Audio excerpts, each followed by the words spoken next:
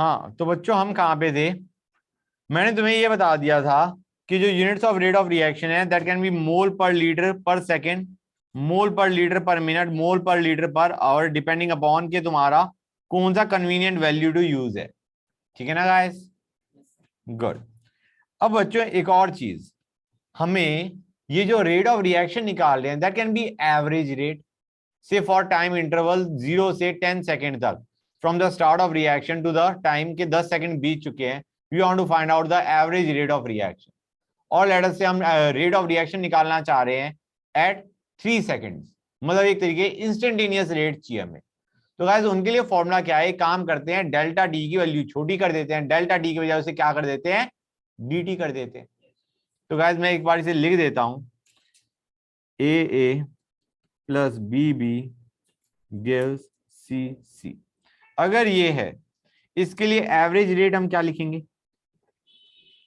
Average rate it can be written as -1 by A delta A by delta T, और it can be written as -1 by B delta B by delta T, और it can be written in terms of C as 1 by C delta C by delta T. अगर हमें instantaneous rate चाहिए at a particular instant, instantaneous rate,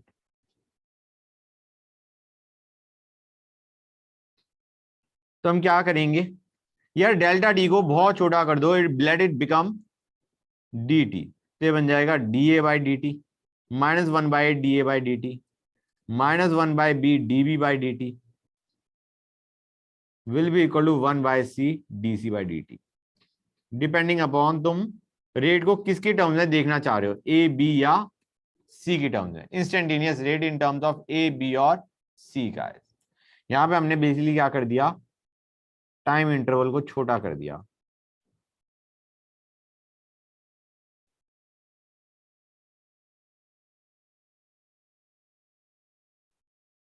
okay बच्चों, अब गाइस एक काम की चीज, समथिंग जिसको हम आगे डिस्कस करेंगे, but I am discussing it right now to a lesser extent. क्या? हमारे पास रिएक्शन है ए गिविंग बी गाइस। बच्चों तुम्हें याद है हमने इक्विलिब्रियम में पढ़ा था रेट ऑफ रिएक्शन क्या होता है? It is directly proportional to concentration of reactants, हाँ या ना? हमने देखा था rate of forward reaction is k times concentration of reactants. Backward के लिए those products are actually the reactant. Backward reaction को देखा जाए तो it will be some other rate constant into concentration of product that will give us the rate of backward reaction. अभी हम equilibrium की बात नहीं कर रहे, we are just talking about the reaction going in one direction, reactant forming product A giving B. तो क्या हम कह सकते हैं इसमें rate of forward reaction will be what? Can we say it will be some constant K into concentration of reactant? Clear guys? That is what we did in equilibrium. अभी तुम realise करोगे ये जो चीज हमने डायरेक्टली लिख दी, there is a lot of explanation behind this thing, जो कि तुम अभी थोड़ी देर में देखोगे। ठीक है गाइस, अभी मैंने लिख दिया रेट ऑफ फॉरवर्ड रिएक्शन ये है। Let me draw the curve, curve बनाते हैं, that will be better. Curve of concentration versus time, concentration of reactant and product with time, concentration versus time. Guys initially मान के चलो concentration of A was A not, इसको मैं इसमें लिखता हूं, this was the concentration of A initially. Guys ये धीरे धीरे जाके कम होता जाएगा, correct, and it will go towards zero. अभी जो मैं कर्व बना रहा हूं उसके बारे में कुछ पूछना मत, I will explain it in a minute. Okay guys, this is concentration of A with time, this is concentration of B with time. Okay guys, what I am trying to show over here is कि तुम्हारा B is approaching the value A naught when time tends to infinity. ठीक है ना guys, that is what I am trying to show. ये concentration of A with time है, this is concentration of B with time. हाँ, at a particular time instant दोनों की concentration same हो जाएगी। गाइस को ऐसे देखो, मैं एक काम करता हूं, इस रिएक्शन को फिर से लिख देता हूं, कन्वीनियंट रहेगा। ए गिविंग बी था, इनिशियली ए की कंसंट्रेशन वाज ए नॉट, जब पूरा एक तरीके time T tending to infinity का मतलब है रिएक्शन खत्म, खत्म होने का मतलब है ए की कंसंट्रेशन 0 होगी। तो do you realise guys 1 A gives 1 B, तो B की concentration will be A naught. You can see B is tending to A naught as T is tending to infinity। अब गाइस एक और चीज, डू यू रियलाइज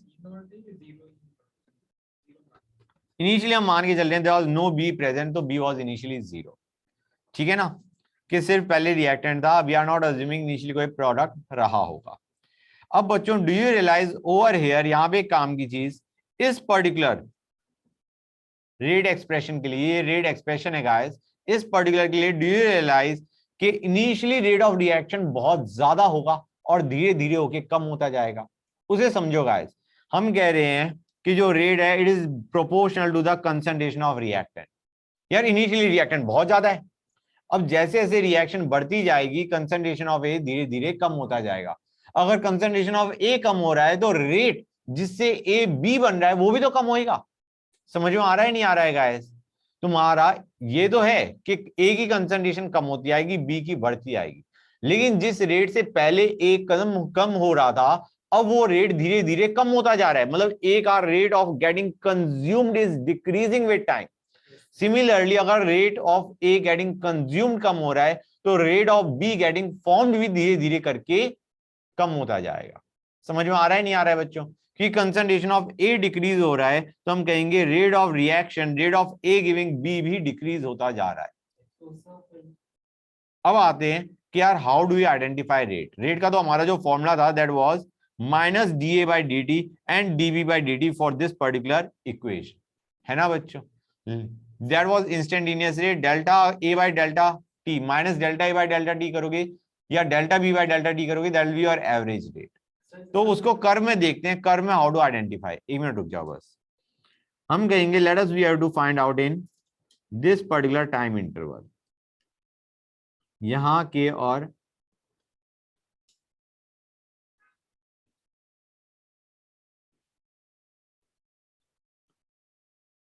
यहां के बीच में हमें क्या निकालना है guys? We have to find out the rate. इस टाइम इंटरवल में व्हाट इज द रेट? हम कहेंगे it will be concentration of B finally minus concentration of B initially by delta T. हाँ है ना, मतलब तुम रियलाइज करोगे it is nothing but this is your delta B, this is your delta T. हाँ है ना, ये हमारा डेल्टा बी है, change in the concentration of B in this time interval we have to find out. तो हम कहेंगे do you realise it will be nothing but the slope of the line joining these 2 points, that will be the rate of reaction in terms of B guys। हाँ या ना, ये चीज समझ में आई नहीं आई? This slope of the line joining the 2 points, this is giving us the average rate of reaction in terms of B। in terms of A अगर तुम देखते तो it would have been this minus this, इस line का slope in terms of A with a negative sign, with a negative sign. तुम देख भी रहे हो इसकी स्लोप नेगेटिव आ रही है, तो you put again a negative sign, you will get the slope, मतलब you will get the value positive. हाँ है ना? और क्योंकि ए गिविंग बी है, हमें पता है rate of reaction in terms of A is minus delta A by delta T and in terms of B it is delta B by delta T. You will realize इन दोनों की slope का magnitude same होना चाहिए for our particular reaction. हाँ है ना, slope का magnitude should be same guys. In any case मैं अभी ए के टर्म्स में नहीं देखना चाह रहा, मैं देखना चाह रहा हूं इन टर्म्स ऑफ बी। तो you will realise the slope of the line gives the average rate for this particular time interval delta T. अभी बताता हूं, हम कहेंगे ए के टर्म्स में this is the initial concentration, this is your final concentration. हाँ या ना? हम कहेंगे ये वैल्यू क्या है? This value this is your delta A, this is your delta T। slope of this line is giving you basically इसका negative, इस स्लोप का negative is giving you the rate of reaction। अब समझ गए? Good, there we are. Sir तो इसका जो graph का टैंजेंट होगा वो हमको इंस्टेंटेनियस वाला देगा? हाँ बेटा, हाँ इंस्टेंटेनियस मैं भी बताता हूँ, just a minute. Instantaneous supposing हमें इस टाइम पे इंस्टेंटेनियस रेट निकालना है, तो guys if you observe carefully तुम्हारा ये जा रहा है, माइनस dA/dt। तुम रियलाइज करोगे it is nothing but slope of the tangent at this point, हाँ या ना, tangent to the curve at this point, that will give you the instantaneous rate. समझ में आया नहीं आया बेटा? Tangent to the curve at this particular point will give you the instantaneous rate at this time। समझ में आ रहा है नहीं आ रहा है बेटा? Yes, sir. This is giving you instantaneous rate। मैं इसको कहीं लिख दूं, this is giving you instantaneous rate in terms of B, and this was giving you average rate for delta t time interval, and this is giving you instantaneous rate at this particular time। ठीक है ना बच्चों? Basically हमारा ये क्या है, यहां तक कोई डाउट बच्चों? बताओ गाइस, किसी बच्चों को डाउट है तो बोलो, please let me know guys. No sir. हाँ बोलो। इंस्टेंटेनियस का मतलब है कि तुम्हारा जो टाइम इंटरवल है वो बहुत छोटा है, इसमें चेंज ये कितना आएगा बेटा? Don't you realise it will be the slope of the tangent at this point. मतलब हम बहुत छोटा टाइम इंटरवल ले रहे हैं, we are taking this time interval, ये टाइम इंटरवल उठा लिया हमने, ये टाइम इंटरवल उठा लिया। हम कहेंगे इतने छोटे टाइम इंटरवल में y by x is nothing but the tangent at this particular time। come on guys, ये तो फिजिक्स में होता है more or less, हाँ है ना? good। तो this is what you have got। okay, आगे चलते हैं बच्चों। we are done with this part,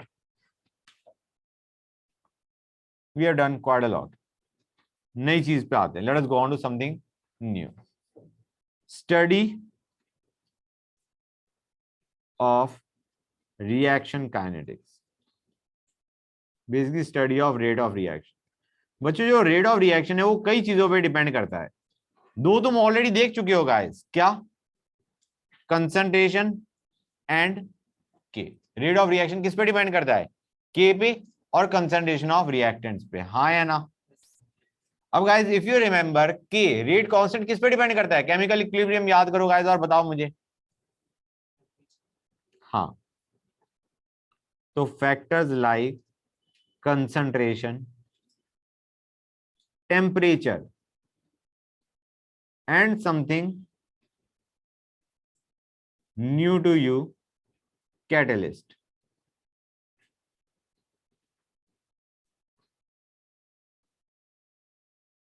they can influence the rate of reaction।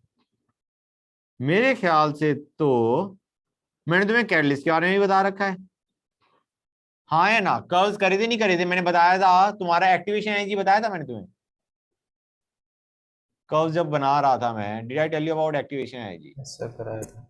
हाँ करवाया था ना एक्टिवेशन एनर्जी, और मैंने ये बताया था कैटलिस्ट बंदा तुम्हारा एक्टिवेशन एनर्जी को डिक्रीज मार देता है। मतलब एक तरीके से दोनों तरफ के चांसेस बढ़ गए। अगर इक्विलिब्रियम में देखा जाए तो दोनों तरफ के चांसेस बढ़ गए, रिएक्टेंट गिविंग प्रोडक्ट के भी चांसेस बढ़ गए, प्रोडक्ट गिविंग रिएक्टेंट के भी चांसेस बढ़ गए। ठीक है ना गाइस? तो एक तरीके रेट ऑफ रिएक्शन तुम्हारा इंक्रीज हो गया, करेक्ट? इक्विलिब्रियम जल्दी अटेन होएगा if you remember. So we have done it more or less. तो कैटलिस्ट किस बंदे किस चीज को अफेक्ट करता है? एक्टिवेशन एनर्जी को। एक्टिवेशन एनर्जी को नीचे खींच देता है, कम कर देता है, हाँ या ना? तो बेसिकली जो तुम्हारा कर्व है जो ऊपर से मतलब एक साइड से ऊपर जाके नीचे जा रहा है, उसकी जब तुम्हारा वो कर्व की हाइट कम हो जाएगी तो जाना मॉलिक्यूल्स के लिए एक साइड से दूसरी साइड में आसान हो जाएगा, हाँ या ना? I guess you must be remembering that. अगर रिमेंबर नहीं कर रहे हो तो कोई बात नहीं, will discuss it again in detail, in more detail then what we discuss before, तो चिंता मत करो। एनीवे, कंसंट्रेशन पे हाउ योर रेट डिपेंड्स, उसको हम पढ़ते हैं अंडर रेट लॉज, जो आज हम पढ़ने वाले हैं, बेसिक्स उसके। ठीक है? टेम्परेचर, टेम्परेचर पे dependence on of rate of reaction, उसको हम पढ़ते हैं इन आर्हेनियस इक्वेशन, कि how rate of reaction is dependent on temperature, we study that in Arrhenius equation. ठीक है ना गाइस? और catalyst, how catalyst affects the rate of reaction, उसको हम स्टडी करेंगे when we are studying activation energy. Okay guys, हमारा जो मेन अब ये फोकस होगा that will be on concentration guys. तो रेट लॉस पे आते हैं, let us go on to rate laws. पहली चीज गाइस जो कि हमें पता ही है, at a fix temperature, fix temperature का मतलब है के की value fixed, the rate of reaction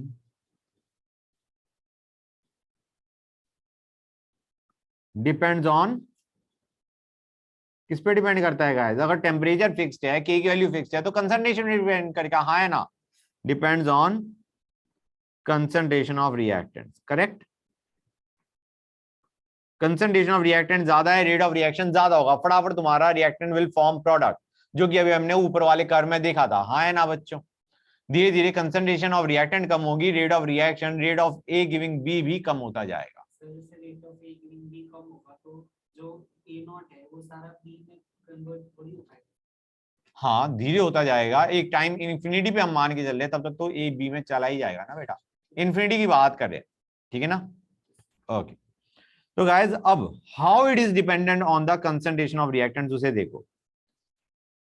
the rate of reaction is directly proportional,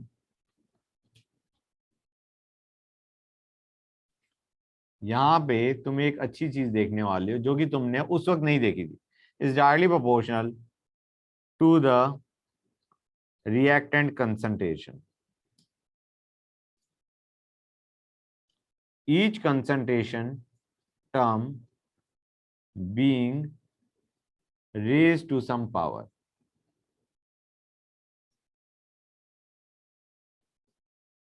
कि जो concentration की term है that is being raised to some power, what that power might be, that is calculated experimentally, ठीक है ना guys? एक काम करते हैं, एग्जांपल लेते हैं, आसान रहेगा, a plus b giving c। हम कहेंगे पहली चीज, रेट की अगर हमें वैल्यू निकालनी है तो हम क्या कहेंगे भाई, इसको करो minus D A by D T, ठीक है ना गाइस? यू फाइंड आउट कि तुम्हारा इंस्टेंट, मतलब you can find that out, हाँ है ना बच्चों? बिल्कुल छोटा टाइम इंटरवल लो and you can find out कि तुम्हारा in terms of A what is the rate of reaction, in terms of B it will be minus D B by D T, in terms of C it is D C by D T guys for this particular reaction बच्चों। अब ये तो हमें rate की value बता रहा है at different time instant, हाँ है ना बच्चों? But how that rate is dependent on the concentration of A and B, right? A और बी पे हमारा रेट ऑफ रिएक्शन कैसे डिपेंड कर रहा है, that is studied under rate law.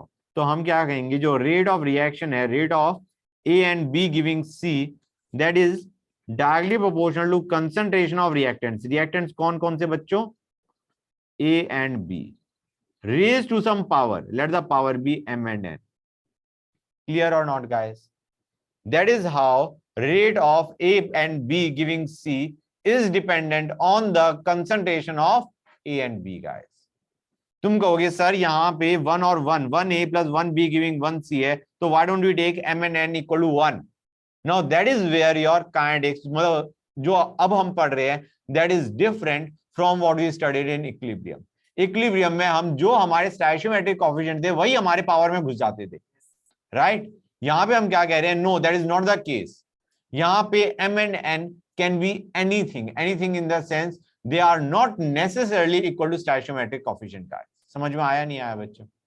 That is experimentally determined. कई बार तो हम क्वेश्चन ये आएगा कि find out the power to which they are raised. Clear guys? इसको हम एक्सपेरिमेंटली डिटरमाइन करते हैं और इसके ऊपर बेस्ड क्वेश्चंस आते हैं। तो rate is directly proportional to concentration of reactant, यहाँ पे दोनों रिएक्टेंट है, ए भी रिएक्टेंट है, बी भी रिएक्टेंट है, तो उन दोनों पे डिपेंडेंट है, raise to some power, that power is something that is calculated experimentally. Okay guys, this is your rate law.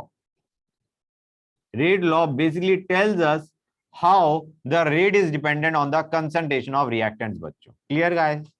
हमने कहा पहली चीज यार ये हमें प्रोपोर्शनल ना चाहिए, हमें कुछ इक्वल टू का साइन चाहिए, तो let us multiply by some constant. और ये कांस्टेंट क्या होता है बच्चों? Rate constant. समझ में आ रहा है नहीं आ रहा है guys? This K is your rate constant, the term which was dependent on temperature. अच्छा गाइस, एक चीज और मुझे बताओ, कहीं तुम बाई चांस इसे कंफ्यूज तो नहीं कर रहे इक्विलिब्रियम कांस्टेंट से? क्योंकि गाइस जो रेट कांस्टेंट है वो तुम्हारा के एफ के बी था, जिसका के एफ बाई के बी की रेशियो वाज के इक्विलिब्रियम। समझ में आ रहा है नहीं आ रहा है बच्चों? यहाँ पे बैकवर्ड रिएक्शन हम मान के नहीं चल रहे, तो के बी का मतलब नहीं बना, राइट? नहीं तो अगर नॉर्मल टर्म में सोचा जाए तो this is K F, rate constant for forward reaction, K B was the rate constant for backward reaction, जिन दोनों की ratio was actually your equilibrium constant. So please do not assume this K to be the equilibrium constant. It is the rate constant. Rate constant for the forward reaction बच्चों। यहाँ पे backward है नहीं, we are not taking anything. Fixed है for a particular temperature. ठीक है बच्चों, यहाँ तक कोई डाउट गाइस? हमने एक कांस्टेंट लगा दिया to get the expression, equality expression के लिए। अब गाइस यहाँ पे m और n क्या है? m and n are the order of reaction with respect to A and B. With respect to A and B. ठीक है ना बच्चों? तो A, M and N, the powers to which the concentration terms are raised, they are nothing but the order of reaction with respect to A and B बच्चों। Guys कुछ example लेते हैं just to make you understand. ये example ऐसे हैं जो कि अगर तुम याद भी कर लो तो कोई बुराई नहीं है। स्पेसिफिकली पहला, ठीक है ना बच्चों, N2O5 giving 4NO2 plus O2। Guys इसका जो रेट है that is your K N2O5, that is how your rate law is for this particular reaction. ठीक है ना बच्चों? तो हम कहेंगे with respect to N2O5 what is the order of reaction guys? कोई बताएगा मुझे? It will be 1. Order of reaction with respect to N2O5 क्या है बच्चों? पावर क्या है N2O5 की यहाँ पे? 1. तो order of reaction with respect to N2O5 is 1. Let us take another case, H2 plus I2 giving 2HI. इसका जो रेट है that is K H2 I2। मुझे बताओ बच्चों, what is the order of reaction with respect to H2 and I2 बच्चों? 1 and 1. Good. यहाँ पे rate क्या है? It is K into concentration of NO2 का होल स्क्वायर। ठीक है गाइस, तुम रियलाइज करोगे अभी तक सारा स्टोइचियोमेट्रिक कोएफिशिएंट ही तुम्हारा पावर में जा रहा है। लेकिन let us take another case, 2NO plus 2H2 giving N2 plus 2H2। इसमें रेट इज K NO का whole square into concentration of H2 raise to power 1। So you can realize guys यहाँ पे तुम्हारा it is not just the stoichiometric coefficient, it could have been anything guys. ठीक है ना? Good. अब guys पहली चीज मैं तुम्हें, ये तुमने ऑलरेडी पढ़ा हुआ इक्विलिब्रियम है, but still I am going to tell you कि it does not depend on concentration। Excuse me sir. हाँ बेटा। सर H2 के ऊपर 2 क्यों नहीं आया? क्योंकि आई टोल्ड यू बेटा, एक मिनट रुक जाओ, it does not depend on concentration. बेटा देखो, ये जो तुम्हारी पावर्स हैं they are something which are experimentally determined. ये जरूरी नहीं है कि they might be the stoichiometric coefficient. By chance तुम्हारा ऊपर वाली रिएक्शंस में आ गया, but it might not have been the case. अभी ऐसा क्यों हो रहा है? व्हाई इज इट सो कि तुम्हारा कुछ के लिए वो उसके बराबर आ रहा है स्टोइचियोमेट्रिक कोएफिशिएंट के लिए और कुछ के लिए नहीं आ रहा? We are going to discuss that in today's class itself. अगर वो डाउट है तो वेट, अदरवाइज ये मैंने बता दिया कि जरूरी नहीं है कि they might B same. Sir यही डाउट था कि किस इस पे क्यों आया और इस पे क्यों नहीं आया। अच्छा, वो अभी डिस्कस करेंगे।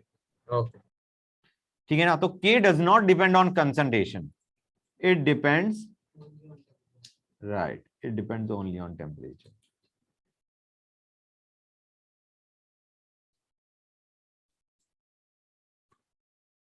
A plus B giving C। हमने कहा इसका रेट क्या था बच्चों? K A raised to power M B raised to power N, where M and N were what guys? M and N were the order with respect to A and B. Now what is the overall order of reaction? Very good. Overall order of reaction is actually m plus n. Good. ठीक है तो यार हमने define ऐसे कर दिया कि overall order is हर एक की पावर का सम. ठीक है ना, that is how we define the overall order. Okay good. एक काम करते हैं, एक एग्जांपल ही ले लेते हैं. We are given a reaction CH3COCH3 plus H plus I2 giving product. हमें रेट ऑफ दिस रिएक्शन दे रखा है as K into CH3COCH3 which is nothing but acetone into H plus. तो मुझे पहले बताओ what is the overall order of reaction? Sir, 2. 2. And what is the order of reaction with respect to I2? हम कहेंगे I2 तो feature ही नहीं हो रहा. फीचर नहीं हो रहा तो उसकी पावर 0. मतलब अगर I2 फीचर नहीं हो रहा, you have to understand it is concentration of I2 raised to power 0. Correct. So what is the order with respect to I2? I2 के respect में order will be 0. Clear or not guys?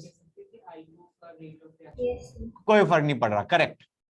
मतलब I2 की concentration तुम कुछ भी रखो, there is no effect of I2 on the rate of reaction. Good guys. अब आते हैं calculation of order of reaction. How do we calculate order of reaction? Calculation of order of reaction बच्चों. हम कहेंगे पहले पे आते हैं. आज हम एक ही डिस्कस करेंगे, initial rate method. Okay guys, initial rate method क्या होता है बच्चों? इसमें हम क्या करते हैं, इसमें हम पहली चीज we do lot of experiments. हम क्या करेंगे, concentration. Let us take a example. हमारे पास है A plus B giving C. For the time being यही लेते हैं. हम क्या करेंगे, A और B की डिफरेंट डिफरेंट कंसंट्रेशन देखेंगे, लेंगे और उनके कॉरेस्पॉन्डिंग रेट देखेंगे. What is the rate of reaction? ठीक है ना guys, we take different concentration of A and B and we find out the corresponding rate of reaction. उसका हमने एक टेबुलर डाटा निकाल लिया and then using the tabular data we calculate the order of reaction with respect to A and B. Guys समझ में आ रहा है नहीं आ रहा है? तो इसको मैं स्टेटमेंट वाइज लिख दूं. Initial concentration of reactants are changed and initial rate of reaction is noted down. And using that data, we calculate the order of reaction with respect to reactants. सीधा क्वेश्चन पे चलते हैं guys, question से better feel आएगी. मतलब अभी जो मैं कितनी डिटेल में समझाता रहा हूं, as long as we don't do any questions, it's of going to be no help. हमने concentration of A, concentration of B, and we have got rate in molarity per second. 1, 1, 2, 1, 2, 8, 2, 2, 16. That is what we have got guys. ये हमें दे रखा है information. We have to find out the order of reaction with respect to A and B. हम क्या कहेंगे बच्चों, ध्यान से देखो. हम कहेंगे भाई रेट क्या होता, rate is something K A raised to power M B raised to power N. What is missing over here are three terms K M and N. हाँ या ना? We have to find out all three. Question में सही पूछा जाए तो हमें ये पूछा गया है M और N निकालो, मैं कहूंगा K भी निकालो. ठीक है ना गाइस? तो अब इसे कैसे करना है उस पर ध्यान दो बच्चों. हम क्या कहेंगे यार, इन वैल्यूज को पुट करके देखो. Let us put those values and see what we do we get. अगर तुम रेट 1, पहले मैं इसको डिटेल में समझाऊंगा, then I am going to use a shortcut which is obviously better. Rate 1 क्या है बच्चों? 2. 2 can be written as concentration of A raised to power M, concentration of B which is again 1 raised to power N. हाँ है ना? अब हमारा second case में क्या हो गया, रेट हो गया 8 which is concentration of A which is 1 raise to power m, concentration of b which is 2 raise to power n। हाँ या ना? Let us divide the two, दोनों को डिवाइड मार दो। डू यू रियलाइज गाइस, ये वैल्यू काम करते हैं बल्कि 2/1 करते हैं rather than 1/2, let us do 2/1। Do you realise guys तुम्हारा वैल्यू क्या आ गई, 4 will B 2 raise to power n के बराबर, हाँ या ना? Do you realise that or not? 4 8/2, 4 will be equal to 2 raise to power n, n की वैल्यू हमारी क्या आ गई बच्चों, 2। Order of reaction with respect to b is 2। अब एक काम करते हैं, लेट अस यूज योर कौन सी एक्सप्रेशन को, सेकंड और थर्ड को यूज करते हैं। सेकंड में हमारा क्या था, 8 वाज, मैं इसको फिर से लिख रहा हूं guys, 1 raise to power m 2 raise to power n। Third में हमारा क्या है बच्चों, 16 is equal to 2 raise to power m 2 raise to power n। हाँ या ना गाइस? फील आ रही है नहीं आ रही है? सर इसमें हम एक ओह सॉरी, माय मिस्टेक, मैं इसको प्रोपोर्शनल करना चाह रहा था, that was the whole point. Yes, it will be k and when I divide, that k is going to get cancelled out, so that would be kind of better। मैं rather than k डालना हर एक जगह, I would use the proportionality sign because k is going to get cancelled out just the same। Clear बच्चों? हम क्या कहेंगे, let us divide the two। when we divide the two, तो तुम्हारा ये कट जाएगा, you will get 2 raised to the power m is equal to 2। हाँ या ना? 16/8 will be equal to 2 raised to the power m, और हमारा m की वैल्यू क्या आ गई बच्चों, 1। तो हमारा रेट क्या आ गया, it is k concentration of a raised to the power 1 concentration of b raised to the power 2। हाँ या ना? क्लियर?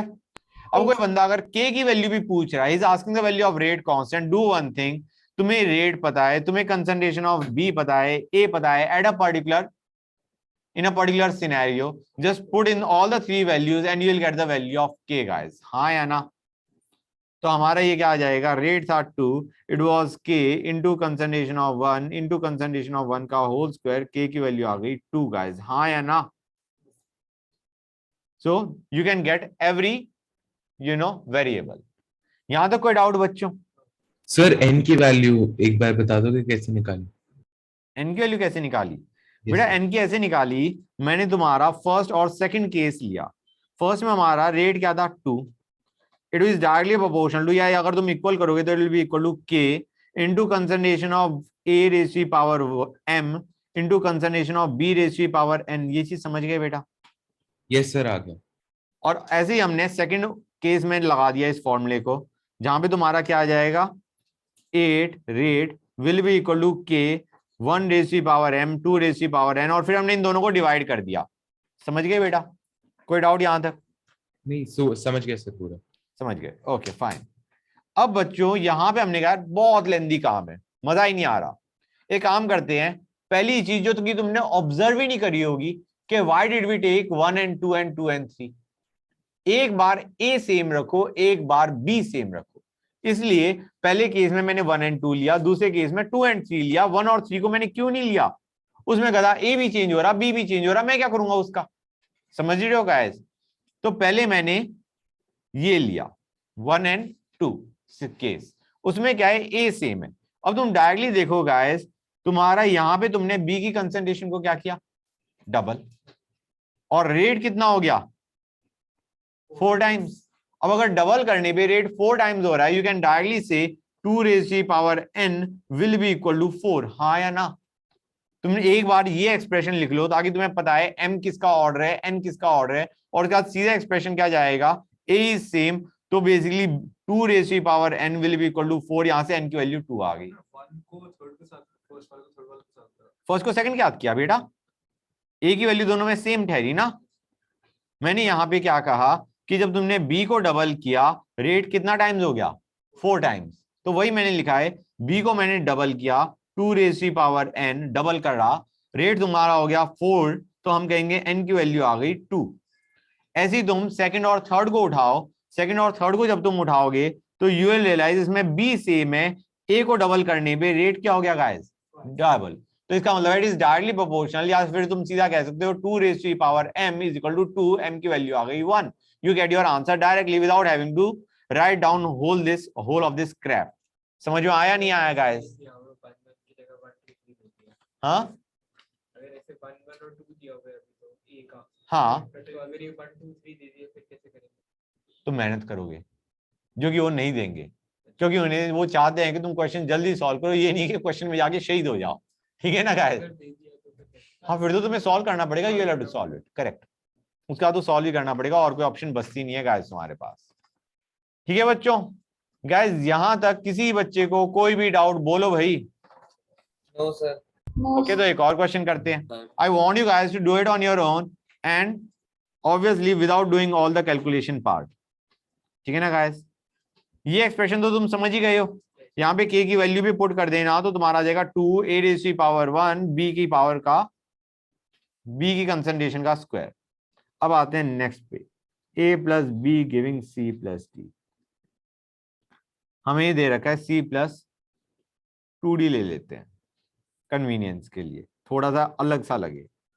अभी मैं उसके बाद एक नई चीज भी बता दूंगा तुम्हें, रेट दे रखा है, okay, in 0.4 0.2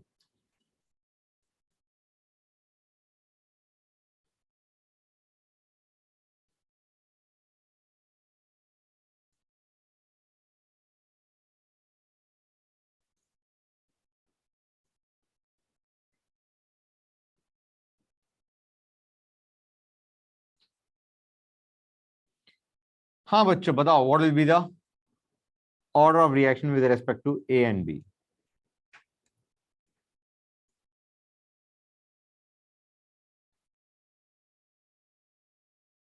What will be M and what will be N guys? Sir आपने कंसंट्रेशन ऑफ ए में सबसे पहले 0.4 लिखा है। हाँ बेटा,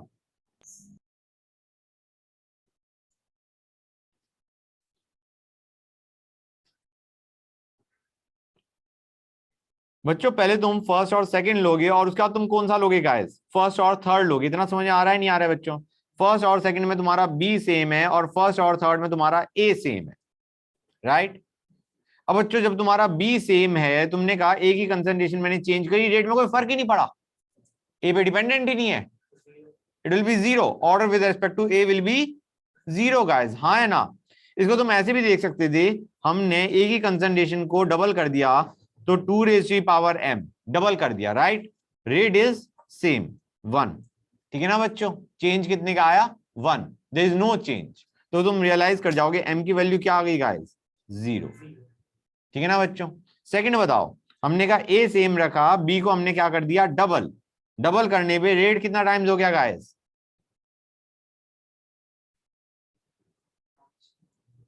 कम ऑन गाइस, पावर देखो, -4 से -3 चला गया, मतलब 5.5 का 22 हो चुका है, इट इज 4 टाइम्स, हाँ या ना? 5.5 की वैल्यू तुम्हारी 22 पहुंच चुकी है बच्चों। तो बेसिकली तुम्हारा बी की कंसंट्रेशन डबल करने पे रेट हैज बिकम 4 टाइम्स, तो तुम्हारा एन की वैल्यू क्या आएगी गाइस? 2। भाई बच्चे बोल ही नहीं रहे, बोलो गाइस, कर क्या रहे हो? Yes sir. पक्का समझ आया नहीं आया? सर एक बार और बता दो। किस पार्ट को? मतलब ए का, बी का, या सारा? सर एक बार पूरा ही क्वेश्चन। बेटा देखो, यहाँ पे हमने कंसंट्रेशन ऑफ ए डबल करी, इतना समझ आ रहा है नहीं आ रहा है? Yes sir. डबल कर दी मतलब मैंने इसको 2 raised to the power m लिख दिया। What is the change in the concentration of, मतलब what is the change in the rate? भाई ऐसे मान के चलो, दिस बाय दिस किया, raised to the power m should be equal to this by this। समझ में आया नहीं आया? फिर से देखो, yes sir, yes sir. this by this raised to the power m should be equal to this by this, that is what I am doing। तो basically 2 raised to the power m should be equal to 1, m is 0। इतना समझ गए? Yes sir. ऐसे भी देख सकते हो, ए की कंसंट्रेशन चेंज करने पे तुम्हारा रेट पे कोई फर्क नहीं पड़ा, तो it is independent of the concentration of A. अब हमने क्या किया, अभी हमने बी सेम रखा था, अब हम ए सेम रखते हैं, 1 and 4 केस। इसमें तुमने बी की कंसंट्रेशन क्या कर दी बच्चों? डबल। मतलब ऐसे मान के चलो 0.4 by 0.2 raised to the power n should be equal to 2.2 into 10 raised to the power -3 by 5.5 into 10 raised to the power -4, हाँ या ना? Yes sir. तो ये क्या आ जाएगा? यहाँ पे 2 raised to the power n should be equal to this by this which will be equal to 4. हाँ या ना? Yes sir. तो अब तुम्हारा ग्रेट, तो तुम्हारा बी के टर्म्स में ऑर्डर क्या आ जाएगा? 2 बच्चों। हाँ या ना गाइस? क्लियर हो गया नहीं हो गया? Yes sir. Yes, sir. Good. That's it. Now let us discuss the types of reactions, types of chemical reaction, which is going to help us understand why is your sometimes order of reaction not equal to your stoichiometric coefficient. ठीक है ना बच्चों? तो guys types of chemical reaction दो तरह की होती है, एक elementary reaction,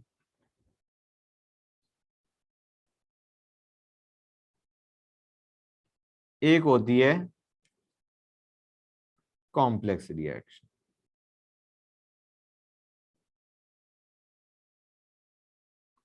one is elementary reaction, one is complex reaction. Elementary reaction को सिंपल रिएक्शन भी बोलते हैं guys, nothing new about it. यार एलिमेंट्री रिएक्शन वो होती है which occurs in a single step. Simple terms में सोचा जाए तो it is a reaction which occurs in a single step, reaction which occurs in single step।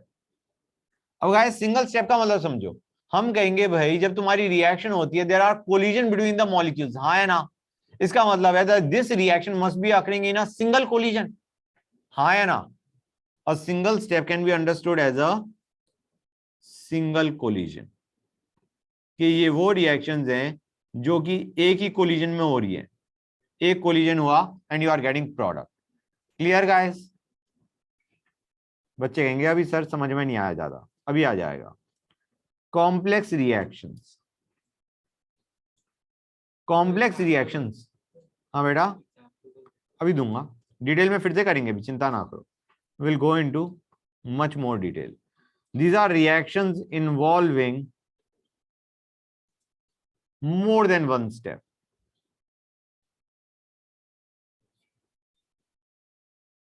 These are the reactions involving more than one step। मतलब let us say क्या करते हैं, एक काम करते हैं, पहले मैं थोड़ा और बता देता हूं, then we'll go on to जो मेरे को से में करना है, ठीक है ना गाइस? जो समझाना है वो उसके बाद समझाऊंगा। गाइस पहली चीज, इन एलिमेंट्री रिएक्शन, जो एलिमेंट्री रिएक्शन होती है ना, उनमें your order of reaction with respect to reactant is nothing but your stoichiometric coefficient। Elementary reaction के अंदर जो तुम्हारे स्टोइचियोमेट्रिक कोएफिशिएंट है वही तुम्हारे ऑर्डर ऑफ रिएक्शन है गाइस, समझ गए? In elementary reaction the order of reaction with respect to reactant is the stoichiometric coefficient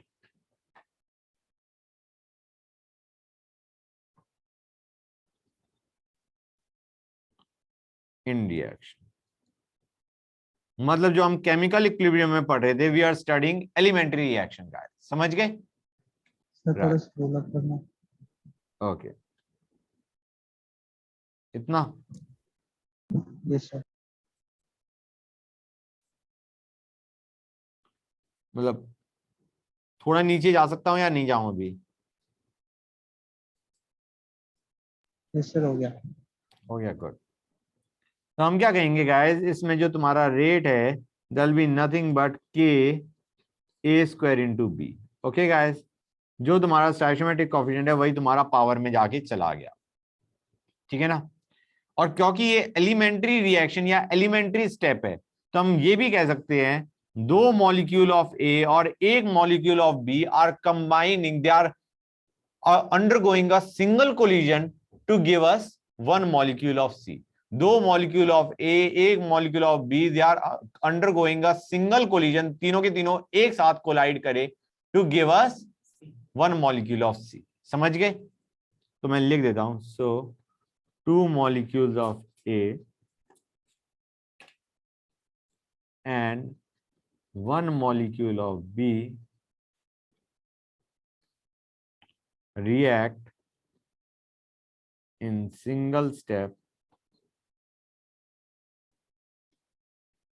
in single collision basically to form C. Okay guys, example, N2O4 giving 2NO2.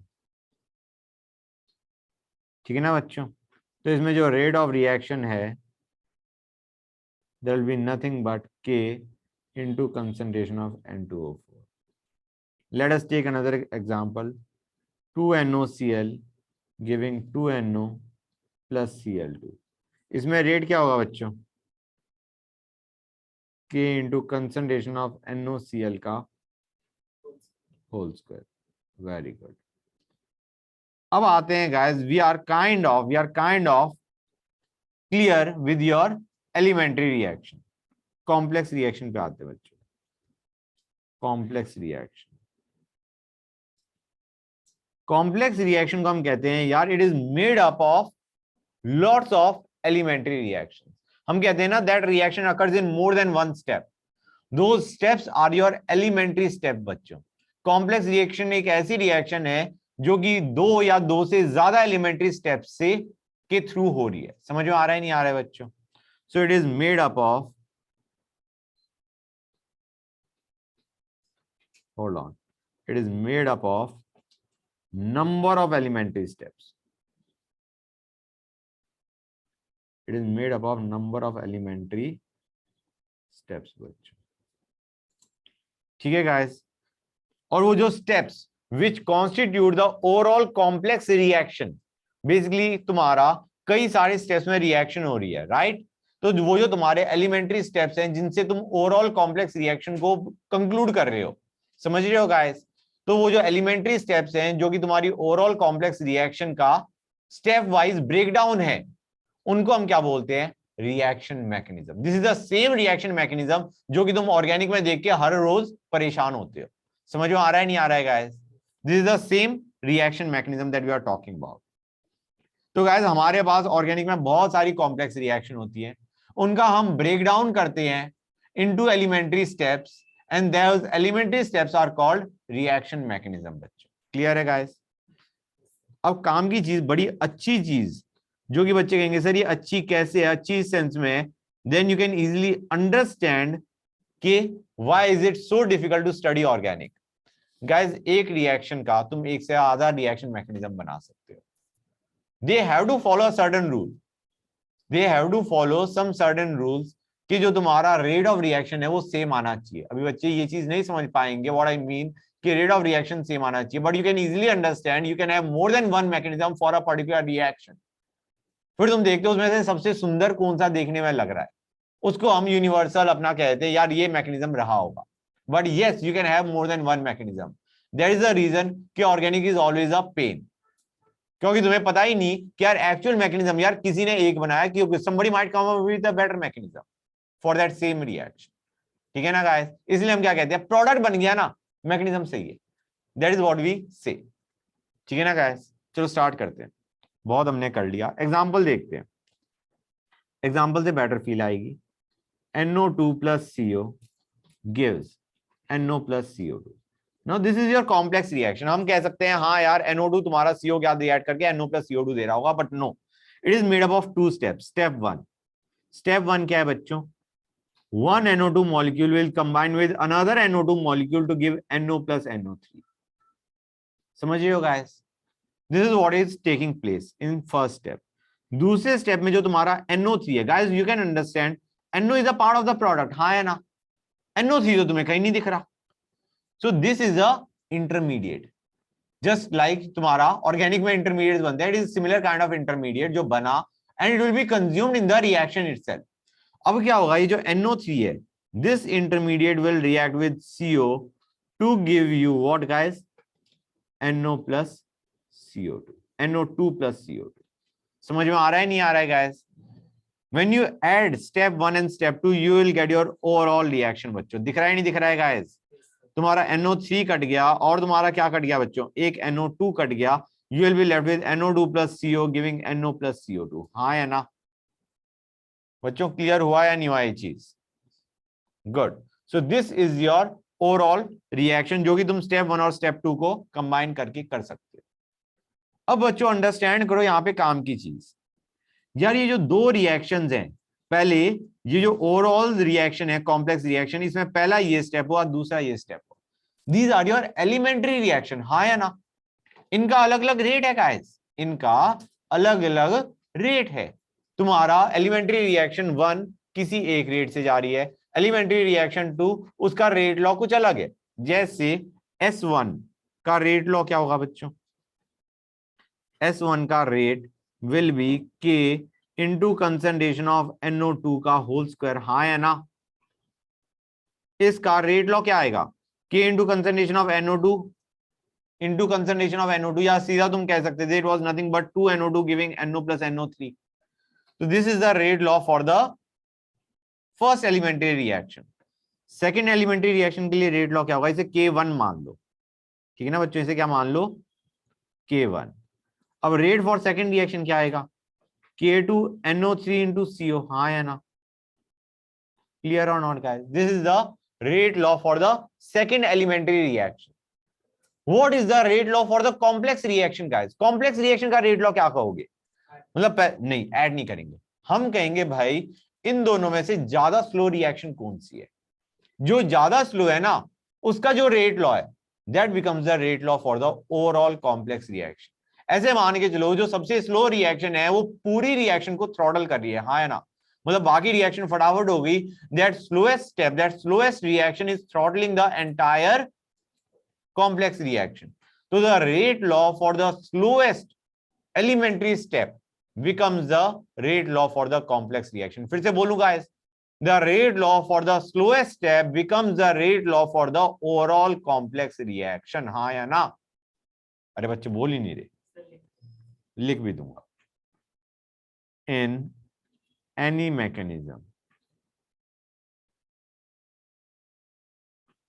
some steps will be fast, some of the steps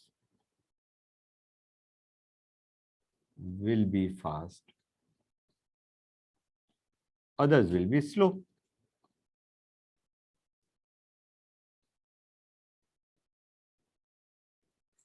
A reaction can proceed no faster than its slowest step। Basically जो slowest step है वो तुम्हारा reaction को throttle कर देगा, that is what we are trying to say, ठीक है ना बच्चों? तो thus the slowest step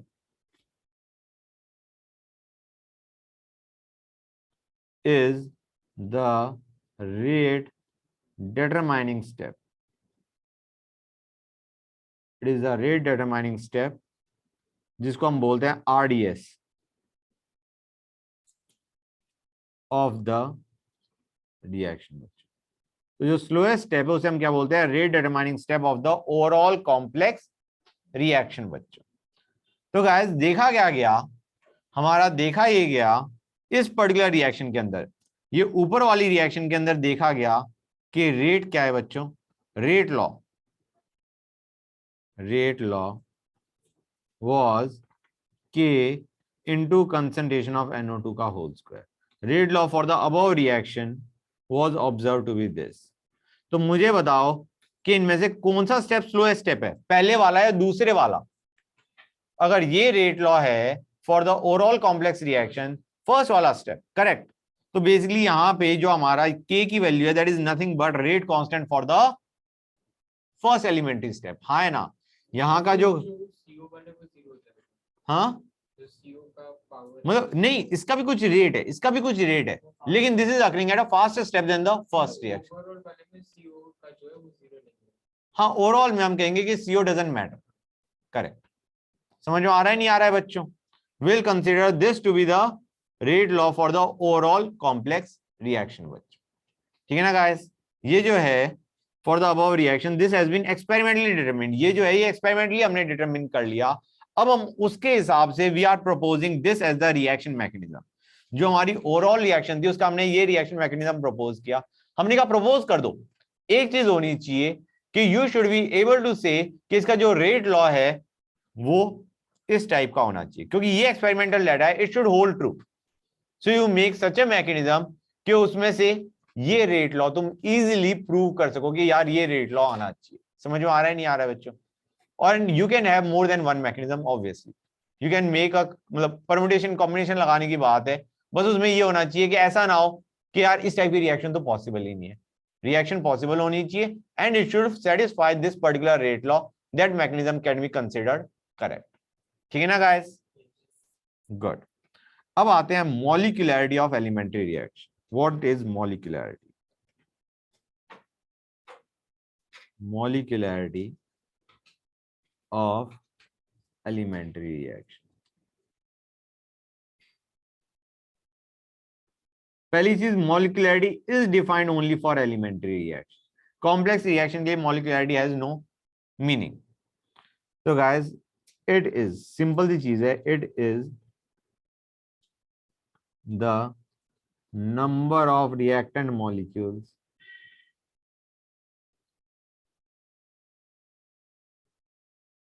involved in a reaction, involved in a elementary reaction।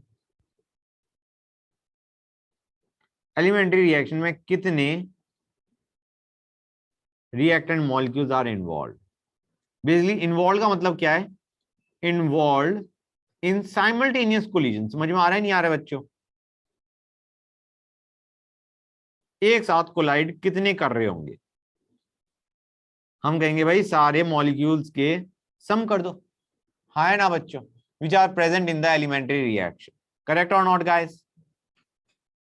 तो उसके बेसिस पे we defined the elementary reactions as unimolecular reaction.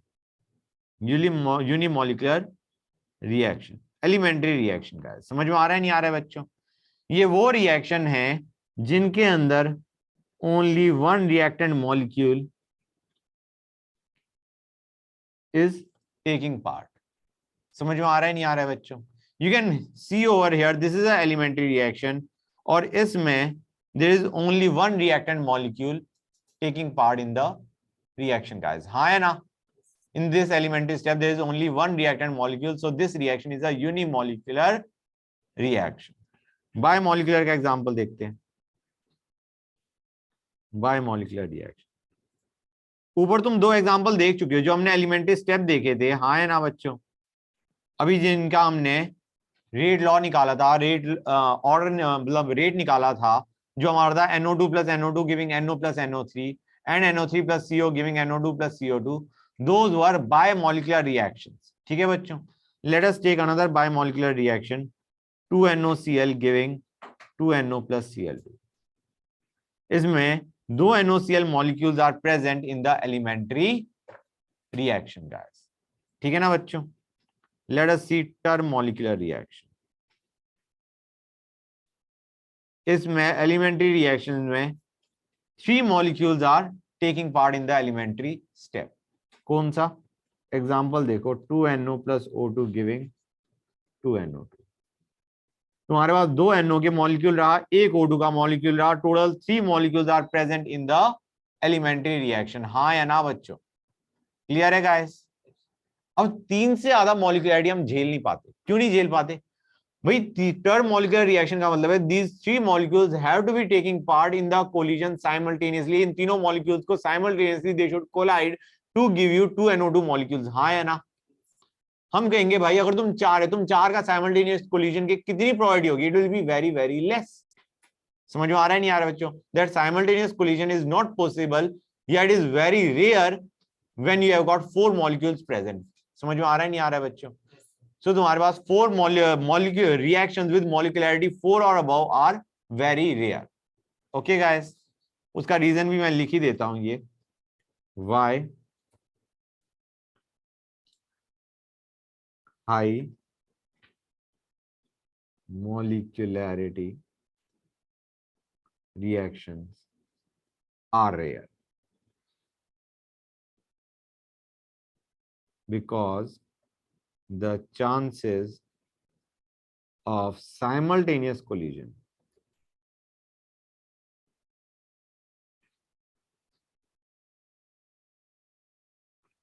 of reacting molecules will, hold on, molecules will go on decreasing with increase in number of molecules. जैसे जैसे तुम्हारे number of molecules बढ़ते आएंगे chances of simultaneous collision decrease होते आएंगे. हाँ या ना गाइस? ठीक है या नहीं? और बच्चों एक चीज समझ में आ रही है नहीं आ रही है कि जो मॉलिक्यूलैरिटी है that is the order for a elementary reaction. हाँ या ना? Yes, sir. इसमें कितने बच्चों को डाउट है? होना तो नहीं चाहिए. है डाउट? अच्छा ये देखो यहां पे इसके लिए रेट लॉ क्या आएगा? अरे यार इसके लिए रेट लॉ क्या आएगा? K इंटू NOCl का होल स्क्वायर. यहाँ पे तुम्हारी मॉलिक्यूलरिटी 2 ठहरी, ऑर्डर ऑफ रिएक्शन क्या ठहरा? 2. यहाँ पे रेट लॉ क्या आएगा? K इंटू NO का whole square into O2. Molecularity इसकी टोटल 3 है और यहाँ पे order of reaction total overall order of reaction will be 3. हाँ है ना बच्चों? गाइस किसी और बच्चे को कोई डाउट है इसमें? 1 सेकेंड बच्चों. Okay fine right. अब आते हैं guys let us see difference between order and molecularity.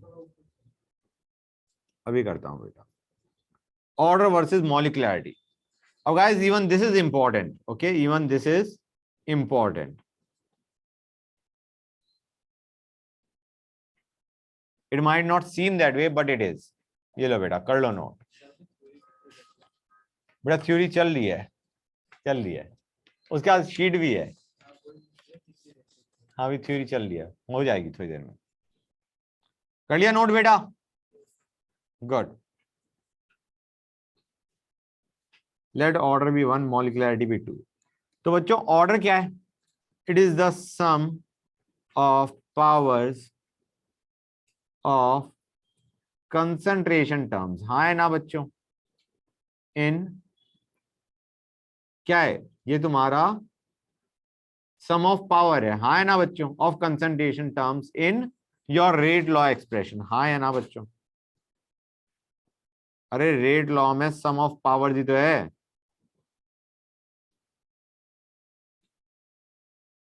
बच्चे बोल नहीं रहे sir we are busy noting it down. कोई बात. Molecularity is the sum of reacting species, sum of number of reacting species undergoing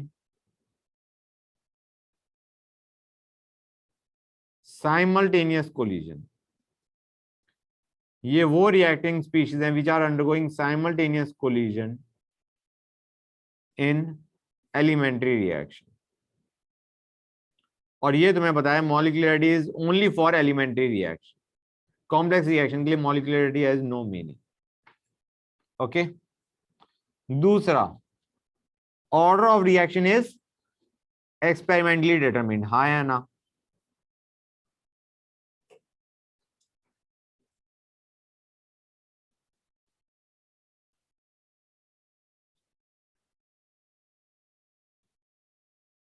और जो तुम्हारा मॉलिक्यूलरिटी है यार it is theoretical. Theoretical in the sense, you know the sense I am talking about. ठीक है ना guys? Next, something very important. Order can be fractional and even negative. ठीक है guys? So it can have fractional value. Molecularity तुम्हारा it cannot be fraction. It is always a whole number. It is always a whole number.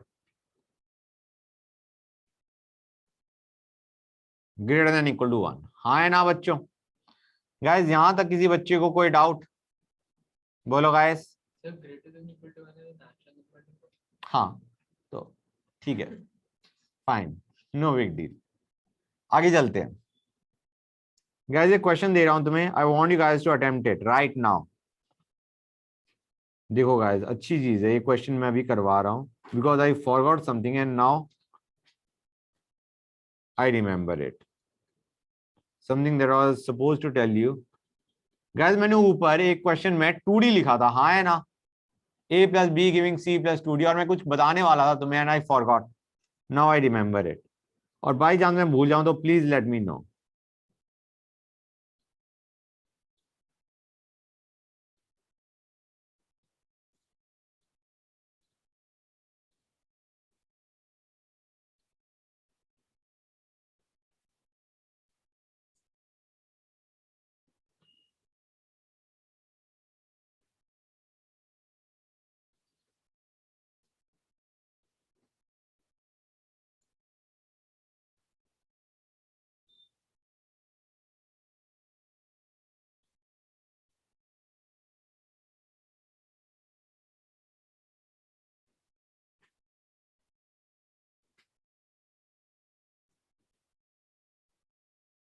Guys जरा कोई मुझे बताएगा what will be order with respect to A and B. पहली चीज बच्चों, do you realise उस बंदे ने तुम्हें रेट नहीं दिया है, उसने तुम्हें rate of formation of D दिया है। तुम कहोगे सर रिएक्शन के हिसाब से rate of formation of D is nothing but rate of reaction, हाँ है ना, तो it is nothing but rate of reaction. तुम आंसर निकाल सकते हो, निकालो गाइस क्या होगा। ऑर्डर ऑफ 3 और 4, so 3 and 4, ये 3 और 4 क्या होता है, M3 आएगा M4 है और M3। यार, इतना बड़ी वैल्यू तो ना लग रही मुझे, ना नहीं है। जल्दी में ना करा करो भाई, तुम एक चीज बताओ, ए का एम निकालने के लिए basically order with respect to A निकालने के लिए कौन से केस लोगे, 1 2 3 4 में से कौन सा लोगे? सर 1 और 4। 1 और 4। 4 टाइम किया, रेट कितना हुआ बच्चों? Sir 4 time. तो तुम्हारा ऑर्डर विद रिस्पेक्ट टू ए क्या आ गया? 2 अच्छा है 1।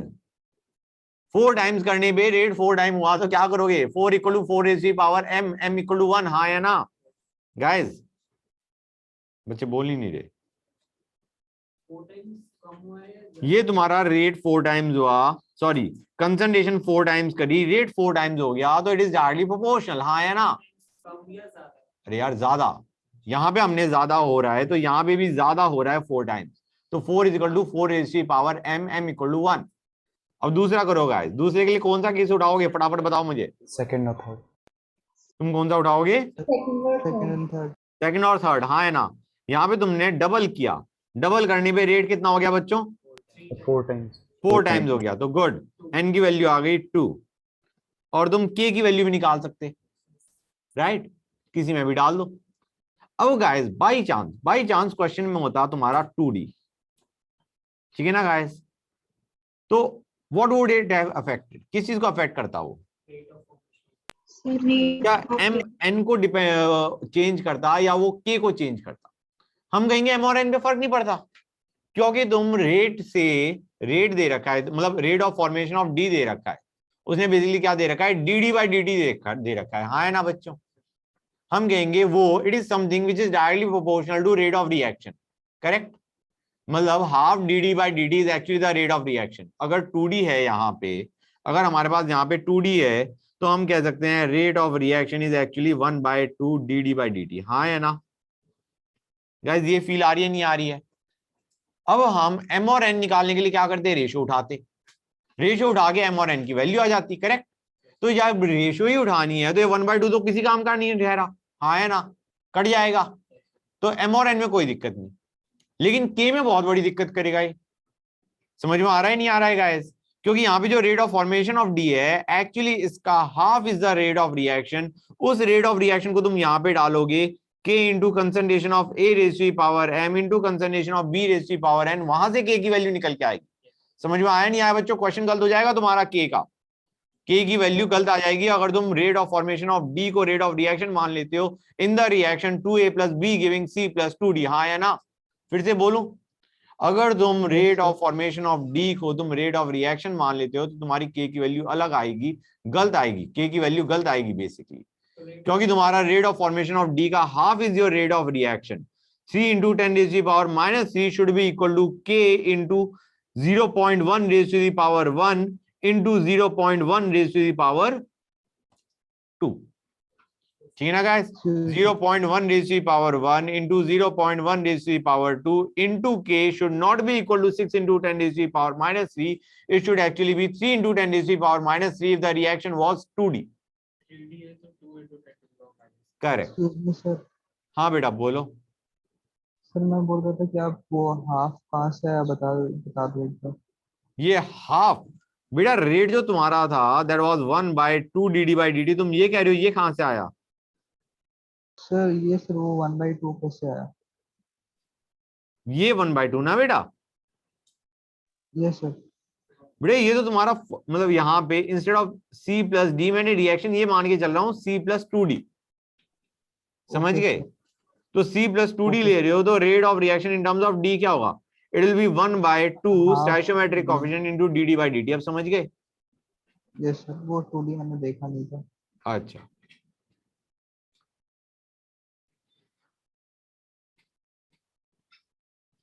ठीक है ना बच्चों? Okay let us discuss one more question. 2 question discuss करेंगे हम ब्रदर. क्वेश्चन हाँ उसका sheet. The rate of disappearance of Cr2O7 2 minus in the reaction. Guys क्या कर रहे हो? Is 1.55 into 10 raised to the power minus 2 mole per liter per second. The rate of formation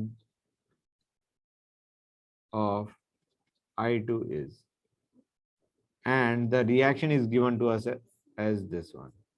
क्या कर रहे हो भाई?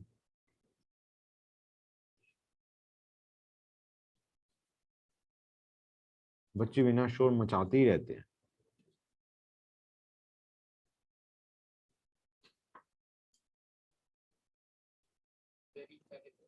ये रिएक्शन लिखा है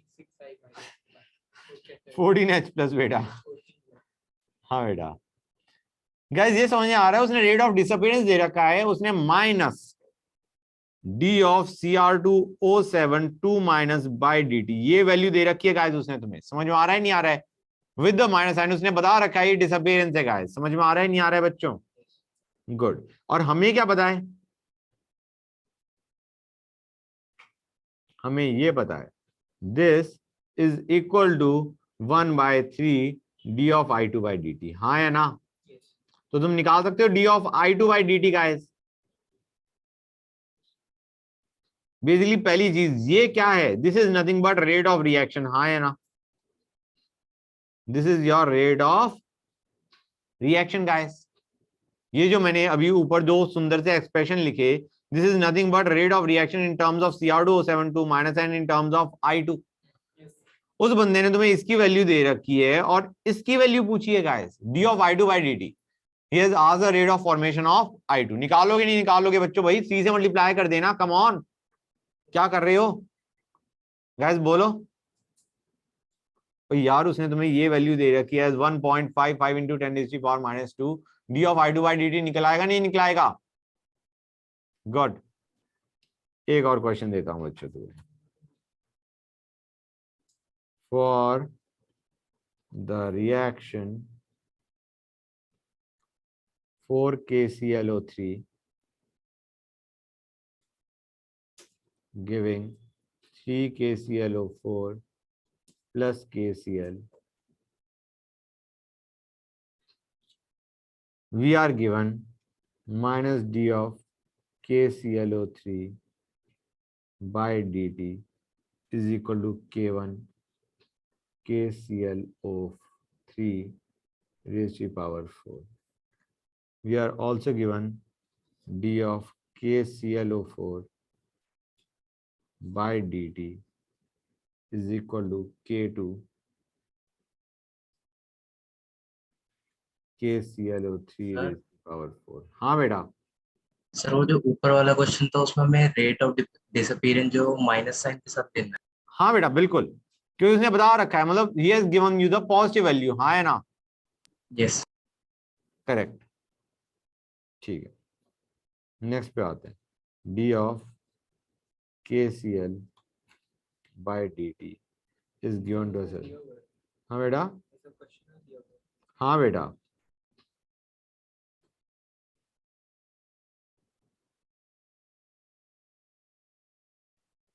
they are asking us to find out the relation between K1, K2 and K3 guys। ठीक है बच्चों, they are asking us to find out the relation between K1, K2 and K3। हम क्या कहेंगे बच्चों, ध्यान से देखते जाओ गाइस, इंपॉर्टेंट चीज है। हम कहेंगे पहली चीज, let us find out the rate of reaction in terms of KClO3, KClO4 and KCl। Rate of reaction क्या होगा बच्चों, हम कहेंगे it will B -1/4 D of KClO3 by dt। in terms of KClO4 it will be 1/3 d of KClO4 by dt, and in terms of KCl it will be 1/1 d of KCl by dt। हाँ या ना बच्चों, clear है guys? Yes sir. अब guys ध्यान से देखो बच्चों, can we write this down as some constant k into KClO3 raised to the power n। भाई rate constant into concentration of KClO3 raised to the power n, और हमें दे रखा है कि यार ये हर एक जगह 4 उठा रखा है उसने, हाँ है ना, इसका मतलब है this n should be actually 4। Correct और नॉट गाइस? नहीं समझ आया? ये हमारा this should be the rate of reaction, ये तीनों इसके बराबर होने चाहिए, इतना क्लियर है। और हमें हर एक जगह इसकी वैल्यू किस में दे रखी है, 4 4 4। That is how it is dependent. नहीं, इनका अलग नहीं दे सकते ना बेटा, सेम ही होगा। तो आइडिया क्या है, यहाँ पे जो n की वैल्यू है दैट शुड बी 4। और तुम यहाँ से देख सकते हो एज पर the reaction given to us this is a elementary reaction, हाँ है ना, क्योंकि जो तुम्हारा 4 है वही तुम्हारा पावर में आ रहा है गाइस। क्लियर है यहाँ तक? किसी बच्चे को कोई डाउट? गुड। अब गाइस हम सीधा क्या कर सकते हैं, ध्यान से देखो, ऐसे सोचो, या तो तुम इसके दो तरीके हो गए, दो तरीका क्या, सिंपल तरीका समझाओ तुम। यहाँ पे देखो बच्चों, यहाँ पे अगर मैं 1/4 करता हूं, 1/4 यहाँ पे आ रखा है, नहीं आ रखा है। If we divide by 4 over here, do you realize यहाँ पे K1/4 आ जाएगा। तो do you realise guys K1/4 is actually K, correct और नॉट? सिमिलरली नेक्स्ट में देखो, यहाँ पे KClO3 by D of KClO4 by dt into 1/3 है, मतलब यहाँ पे मैं अगर 1/3 करता हूं तो this will be K2/3। Now this expression is also this only, हाँ या ना? नहीं समझ में आया? फिर से बताओ, मैं कह रहा हूं this is equal to this, correct. यहाँ पे हमारे को क्या चाहिए, 1/3 चाहिए, यहाँ पे भी 1/3 कर दो। तो do you realize K2/3 is also equal to K, and do you realize from the third equation K3 should be equal to K, हाँ या ना? ये चीज समझ में आई नहीं आई बच्चों? बेसिकली K1/4, क्योंकि यहाँ पे मैं 1/4 कर दूंगा, K1/4 should be equal to K2/3 should be equal to K3/1 should be equal to K। ये चीज कितने बच्चों को समझ में आई या नहीं आई? बोलो गाइस। आ गया सर। आ गया, गुड। तो ये हमारा क्या आ गया, K1/4 is equal to K2/3 is equal to K3 is equal to K।